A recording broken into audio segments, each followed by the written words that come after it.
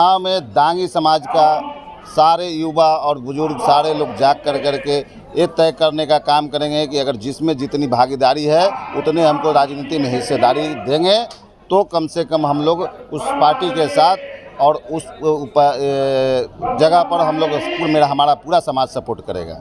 नमस्कार, मैं अंबुज कुमार सोनू और अभी हमें पटना में और यहाँ पर श्री कृष्ण मेमोरियल हॉल में है और यहाँ पर ऑल इंडिया दांगी क्षेत्रीय संघ के द्वारा एक सम्मेलन का आयोजन किया गया था।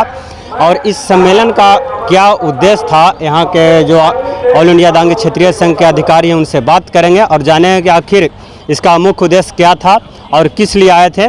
देखिए, मीटिंग तो सबसे पहले पूरे बिहार के दांगी समाज को एक मैसेज देने के लिए बुलाया गया है कि अब दांगी समाज पूरी तरह से सक्रिय और जागृत हो गया है और हम लोग को हर समय सारी राजनीतिक पार्टी ठगने का काम किया है। हमारा समाज का वोट तो लेते हैं लेकिन समाज को राजनीतिक हिस्सेदारी और राजनीतिक भागीदारी नहीं दे रहे हैं। तो इसलिए इस बार के चुनाव में दांगी समाज का सारे युवा और बुजुर्ग सारे लोग जाग करके ये तय करने का काम करेंगे कि अगर जिसमें जितनी भागीदारी है उतने हमको राजनीति में हिस्सेदारी देंगे तो कम से कम हम लोग उस पार्टी के साथ और उस जगह पर हम लोग हमारा पूरा समाज सपोर्ट करेगा। सर, भीड़ के मामले में कहा जाए तो पूरा जितना अंदर में भीड़ है इससे 4 गुना बाहर में। देखिए, यही तो है कि इसीलिए बोले ना कि समाज जागृत हो गया है। अब पहले के जैसा नहीं है कि आप वादा करके लोगों को ठग लीजिएगा या लुभा लीजिएगा, अब वैसा नहीं रह गया है। अब हमारे समाज में देखिए, बच्चा पढ़ करके IAS IPS डॉक्टर इंजीनियर, अब हम लोग किसान केवल नहीं रह गए। पहले हमारा समाज किसान प्रधान, किसान हम लोग का समाज का किसान का सबसे बड़ा किसानी काम था, लेकिन उसमें भी हम लोग राजनीतिक रूप से कमज़ोर होने पर राजनीतिक तक हम अपना बात को नहीं पहुंचा रहे थे, राजनीतिक गलियारों में समा उनका काम नहीं कर पा रहे थे।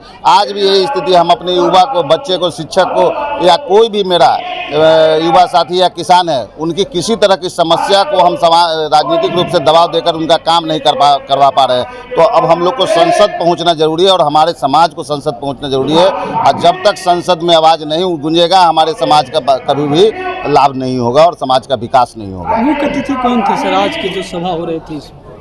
मुख्य अतिथि, देखिए, मुख्य अतिथि तो हर पार्टी से हम लोग ने बुलाया था मुख्य अतिथि के लिए, और हर लोगों को इसलिए बुलाया गया था कि ताकि उनको एक मैसेज जाए और उनके पार्टी में भी मैसेज जाए कि देखिए, हम लोग अभी भी आपको अपेक्षित नहीं कर रहे हैं।